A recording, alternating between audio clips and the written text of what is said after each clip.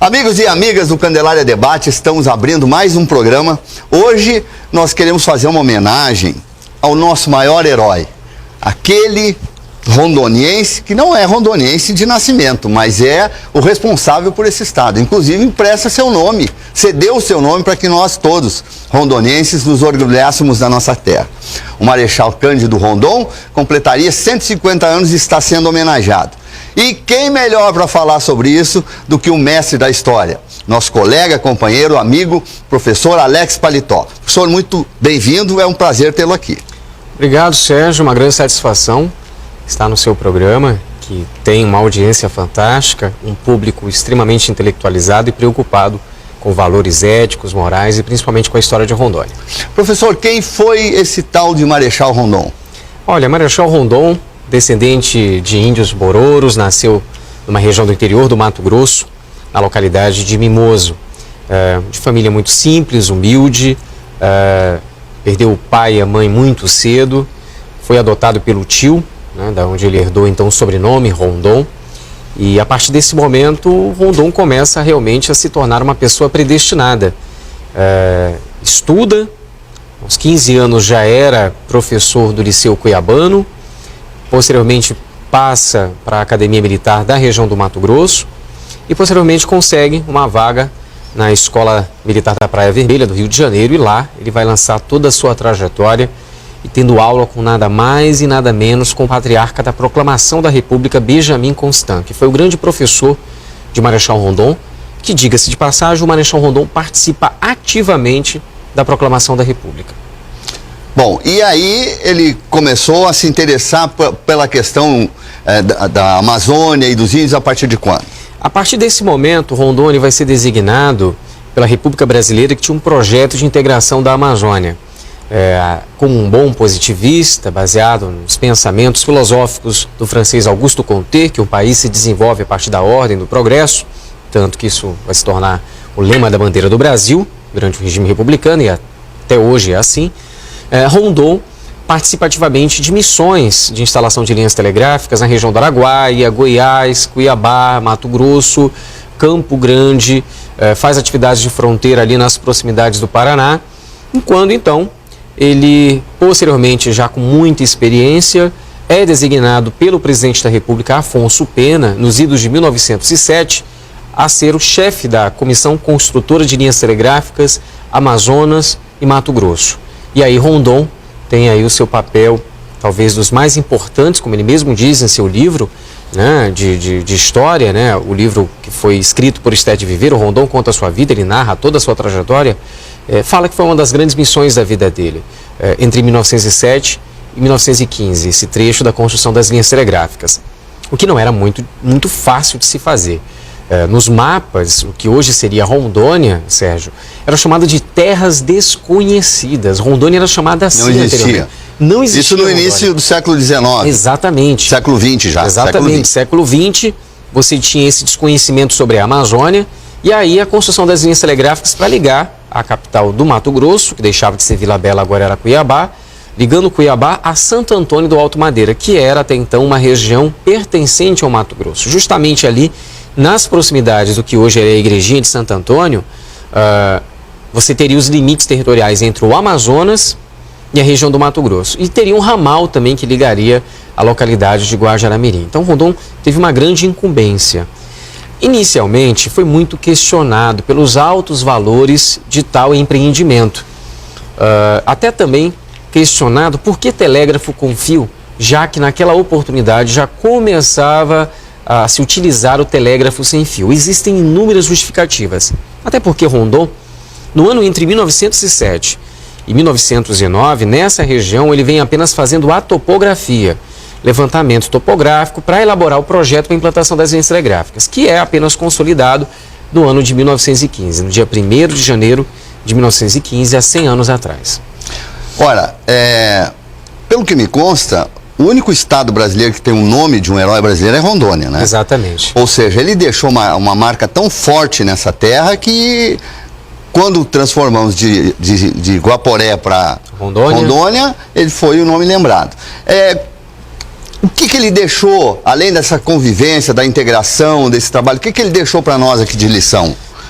O legado de Rondon é fenomenal. Basta dizer que ele lança o embrião do que hoje seria a FUNAI, o Serviço de Proteção ao Índio, é o primeiro projeto indigenista do Brasil, até então não havia tido algum. O conceito da época era de que índio bom é índio morto, infelizmente. E o Rondon, por ser descendente de índio, por tentar fazer um contato com os povos sem violência, tanto que ele tinha como lema morrer se preciso for e matar nunca, chegou a ser flechado por 2 vezes por índios na Biquara, no contato com essas populações indígenas. Rondon faz um inventário fantástico dessa região da Amazônia. Então, além da instalação das linhas telegráficas, além de integrar essa região ao restante do centro político do Brasil, além de proporcionar, através das estações telegráficas, núcleos habitacionais que hoje deram origem a Ariquemes, Vilhena, Jaru, Presidente Médici, Pimenta Bueno, com a antiga estação telegráfica Barão de Melgaço, Afonso Pena, que deu origem à Vila de Rondônia, hoje de Paraná, Porto Velho e Santo Antônio, todas tiveram estações telegráficas. Mas no entorno dessas estações, Rondon fez esse levantamento da fauna, da flora, da botânica, do solo da região, deu nome aos rios dessa região, os acidentes geográficos. Ele fez um inventário fantástico e modificou totalmente a topografia. Vou te falar por experiência. Através das nossas andanças, o programa Trilhando a História que a gente apresenta aqui com muito orgulho na Record, a gente fez alguns testes, nós fomos em alguns marcos divisórios de limites territoriais que o Rondon construiu. O que mais se distanciou da longitude e latitude projetada por Rondon há mais de 100 anos atrás, através apenas de observação dos astros, de cálculo matemático e de bússola e mapa, foi 30 centímetros.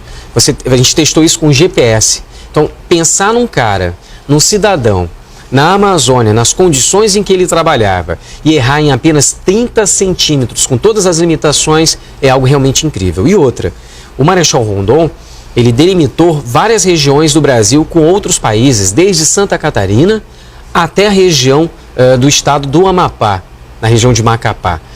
Rondon vai fazendo um trabalho fantástico. A gente vai ter alguns programas novos do Trilhando a História no Monte Roraima. Rondon esteve no Monte Roraima em 1927, fazendo um trabalho também de demarcação lá em cima.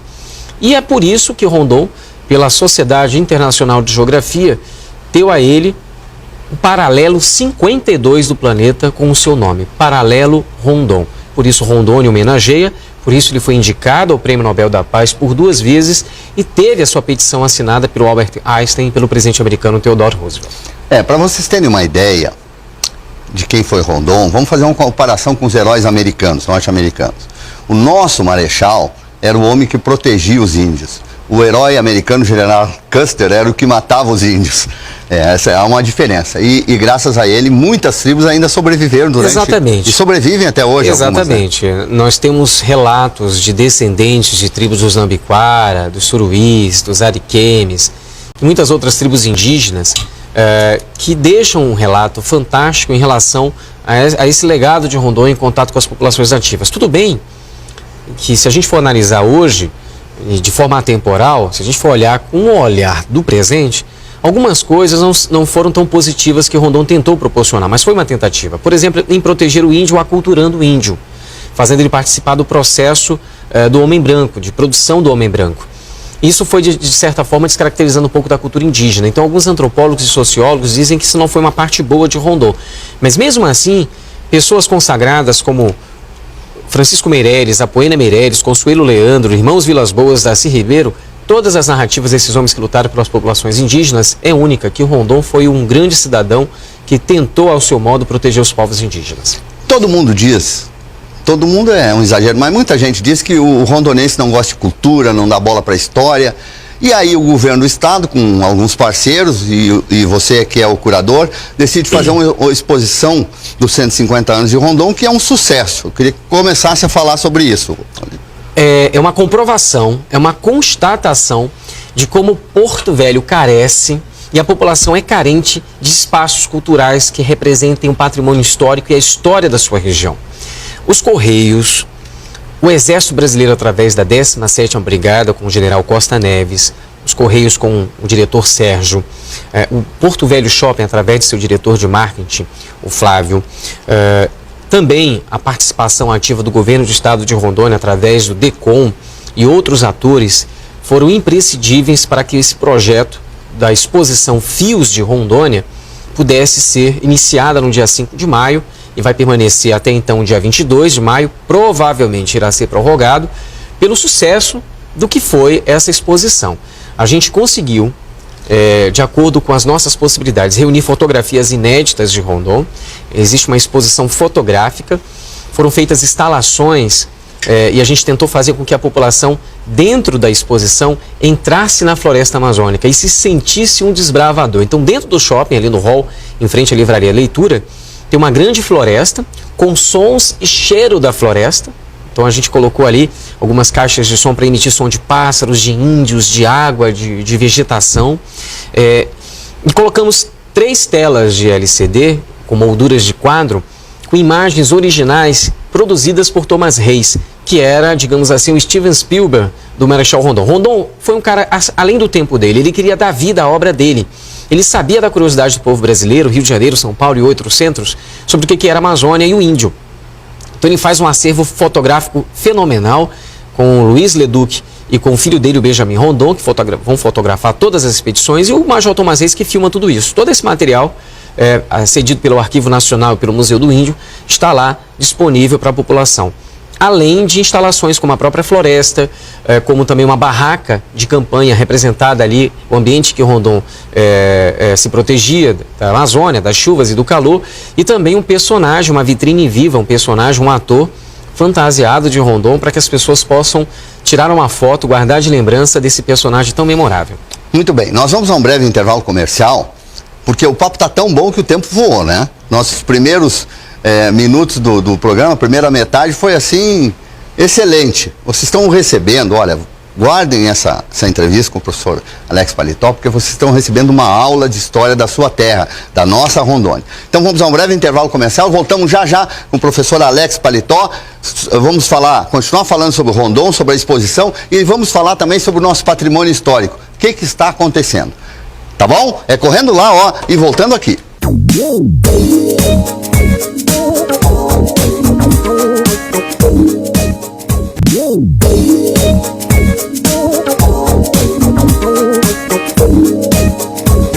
Amigos do Candelária Debate, minhas amigas de toda a Rondônia, vocês que estão nos assistindo de ponta a ponta desse estado, pelas emissoras afiliadas à TV Candelária, Rede Record de televisão, nós estamos conversando com o professor Alex Paletó.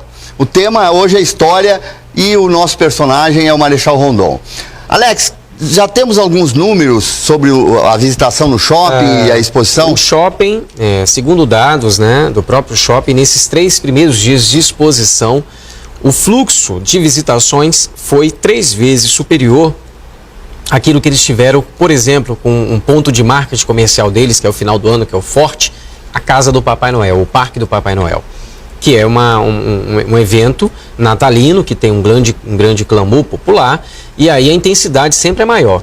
Então, para nossa felicidade, 3 vezes mais do que tivemos, e aí a gente imagina aí um fluxo de quase 30 mil pessoas, né, só nesses 3 primeiros dias, visitando o shopping para acompanhar essa exposição.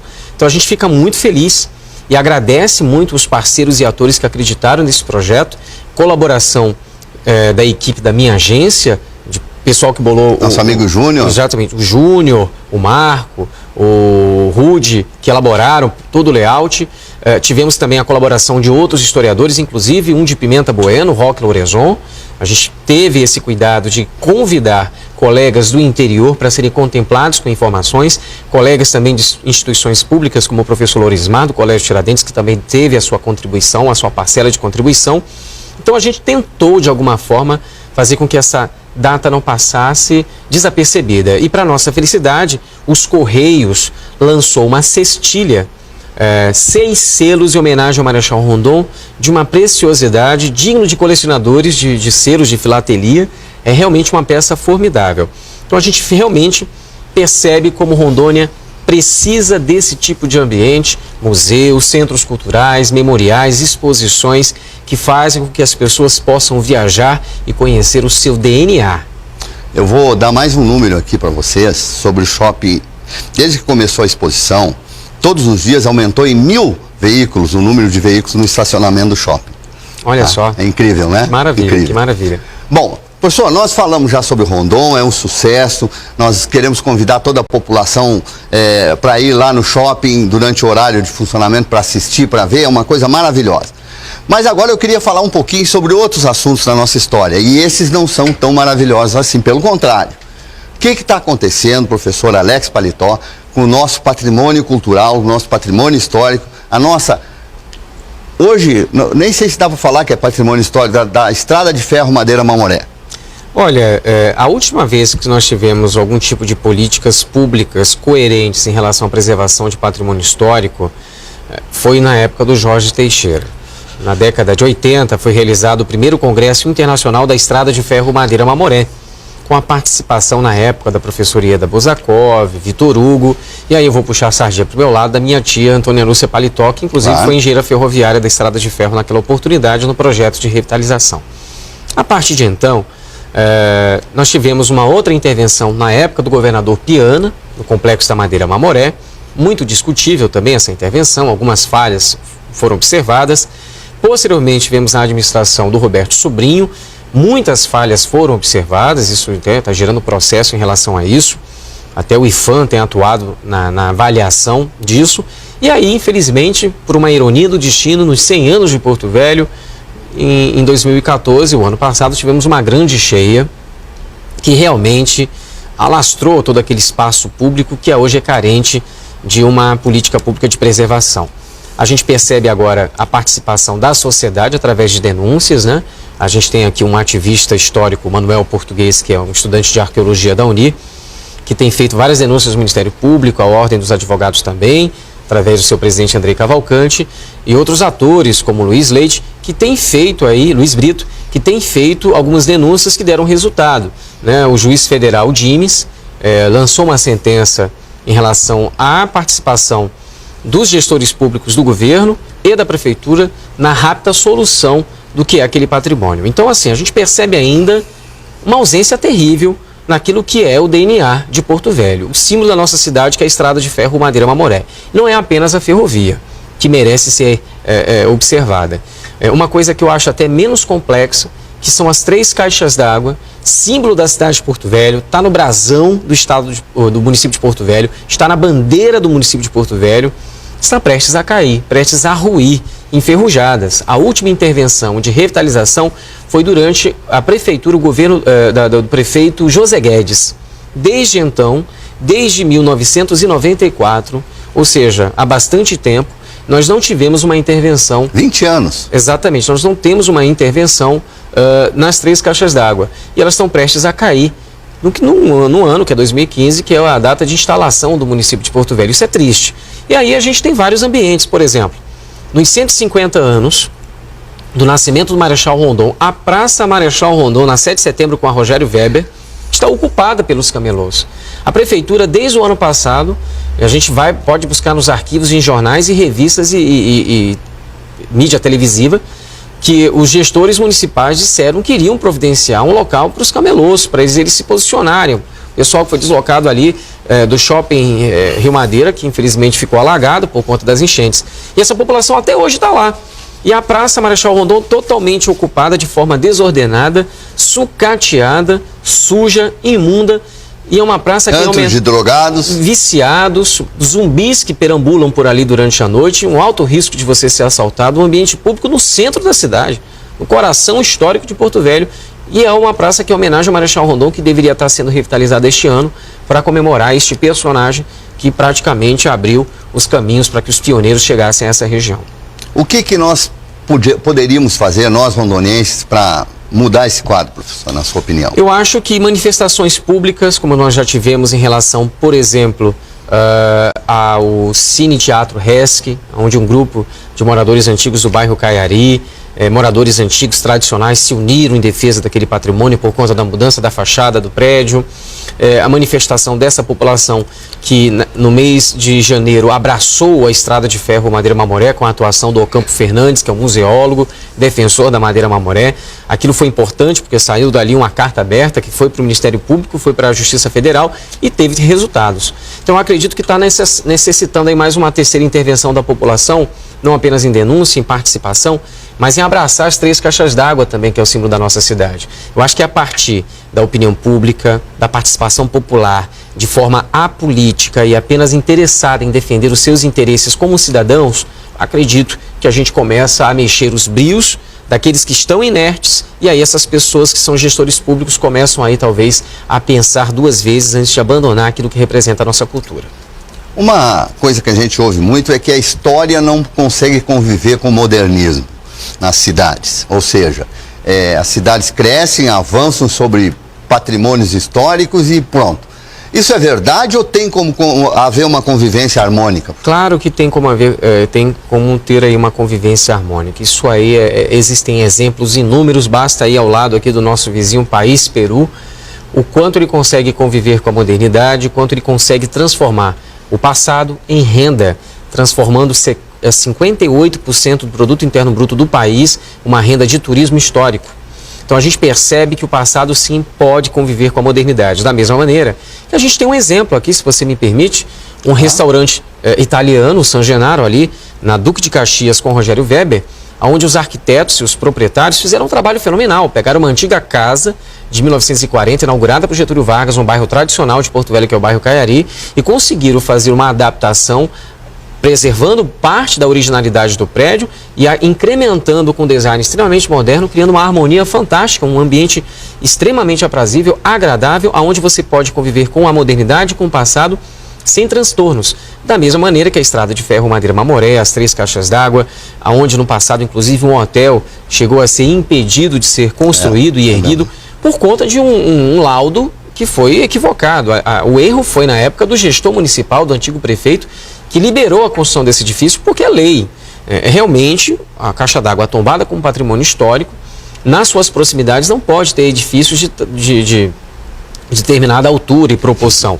Então, assim, existem situações que a gente tem que compreender. Você não vai ver um hotel do lado do Taj Mahal, um hotel do lado do Cristo Redentor, um hotel do lado do Coliseu de Roma, um hotel do lado das 3 pirâmides do Egito. Então, assim, eu acho que também tem que haver um pouco de coerência. Menos intransigência, rabugice, mas ao mesmo tempo tem que haver diálogo entre as partes para se chegar a um denominador comum. Até porque o turismo, a gente sabe, eu não vou dizer nenhuma novidade, o turismo é uma fonte inesgotável de renda de 300 países e 400 mil cidades do mundo todo, né? Exatamente. A gente sabe disso. Professor, nós estamos indo para o fim, mas eu preciso lhe perguntar sobre futuro. O fato de nós sermos um estado onde tem muitos imigrantes, são migrantes, gente que vem de outras regiões, com as suas histórias, e muitos dos quais estão aqui de passagem, vão voltar para sua terra, isso influi nesse abandono da história rondoniense ou o senhor acha que não? E, de certa forma, sim. Mas eu confesso a você, Sérgio, que eu acho um charme essa forma de integração que Rondônia tem. Eu acho que Rondônia, ao longo da sua história, dos seus ciclos econômicos, ela foi feita por pessoas que vieram de fora e se integraram a esta região. Existe um folclorista que costuma dizer em Porto Velho que o dia que a cultura de Rondônia estiver unida é o dia em que um gaúcho tomar o seu chimarrão numa cuia de tacacá e um caboclo da floresta, ribeirinho, tomar o seu tacacá numa cuia de chimarrão. Aí a cultura de Rondônia vai estar unida. Porque, na realidade, Rondônia é um mosaico cultural, assim como o Porto Velho. Como diriam os poetas portugueses, é uma amálgama, é uma mistura, né? Exatamente. Então, se o mundo se encontra em São Paulo, o Brasil se encontra em Rondônia. Então, nós temos um pedaço de cada parte do nosso país. Eu acredito que é notório e gritante as diferenças de comportamento urbano, social e educacional e intelectual de vários municípios de Rondônia, porque isso se dá pela formação e origem regional da onde são esses migrantes. Então a gente teve vários ciclos econômicos, o período dos desbravadores e bandeirantes, depois o Forte Príncipe Tabeiro, o ciclo do ouro, posteriormente o ciclo da borracha, as linhas telegráficas, a construção da Estrada de Ferro Madeira Mamoré, Posteriormente, tivemos o segundo ciclo, a criação do território, a vinda de Getúlio Vargas a essa região, década de 60, a extração de cassiterita, a BR-029 atravessando as linhas telegráficas, o que hoje é 364, a partir daí os projetos integrados de colonização, já nos idos de 1971 e em 1979 chega o Jorge Teixeira, aí a ideia, a concepção do Eldorado é suplantado e divulgado a nível de Brasil, e nós temos a vinda de 500 mil pessoas para Rondônia. Segundo o autor Laurentino Gomes, do livro 1808, ele era correspondente da revista Veja aqui em Rondônia, ele falava que em Ji-Paraná, a cada 5 minutos passava um caminhão cheio de pessoas vindo do sul. E quem são essas pessoas? Pessoas com esperança, querendo construir sonhos. E é nesse momento que dois mundos se encontram, esses migrantes do sul, do sudeste, do nordeste, encontrando o caboclo, o homem da floresta, o seringueiro, o índio, o afrodescendente quilombola. Então a gente tem que entender que por mais que deva ter ocorrido choques culturais, confrontos culturais e socioculturais, impacto sobre as populações nativas, sobre a floresta, o Estado foi formado dessa forma. A gente precisa compreender, aparar as arestas e encontrar um equilíbrio entre a história do outro. Nós somos muitos, nós não somos homogêneos, então a gente precisa respeitar a ideia, a concepção do agricultor, do fazendeiro, do pecuarista, entender o ambientalista, o caboclo, o ribeirinho, o quilombola, o indígena. É necessário haver sempre diálogo, porque é este o mosaico que representa a história de Rondônia. Eu vejo com uma perspectiva positiva os próximos anos em Rondônia. Professor, nós temos mais 30 segundos. Eu queria deixar livre para o senhor fazer um convite à nossa população para não deixar de assistir essa maravilhosa exposição em homenagem ao nosso maior herói, Marechal Cândido Rondon. Eu convido a todos vocês a estarem prestigiando a exposição Fios de Rondônia, em homenagem aos 150 anos do Marechal Rondon. É uma exposição onde você vai viajar no tempo, entender Rondônia, saber por que Rondônia se chama assim e se conhecendo um pouco melhor, olhando para o nosso passado. Eu agradeço muito a sua gentileza, eu sei como é que é a sua vida de correria, de nos dar assim, uma meia hora para nos ensinar um pouco de história.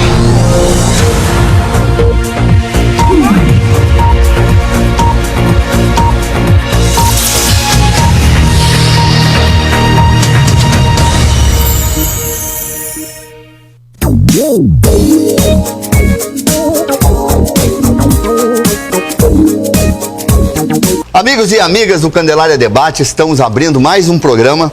Hoje nós queremos fazer uma homenagem ao nosso maior herói, aquele rondoniense que não é rondoniense de nascimento, mas é o responsável por esse estado. Inclusive empresta seu nome, cedeu o seu nome para que nós todos, rondonienses, nos orgulhássemos da nossa terra. O Marechal Cândido Rondon completaria 150 anos e está sendo homenageado. E quem melhor para falar sobre isso do que o mestre da história? Nosso colega, companheiro, amigo, professor Alex Paletó. Professor, muito bem-vindo, é um prazer tê-lo aqui. Obrigado, Sérgio, uma grande satisfação estar no seu programa, que tem uma audiência fantástica, um público extremamente intelectualizado e preocupado com valores éticos, morais e principalmente com a história de Rondônia. Professor, quem foi esse tal de Marechal Rondon? Olha, Marechal Rondon, descendente de índios bororos, nasceu numa região do interior do Mato Grosso, na localidade de Mimoso.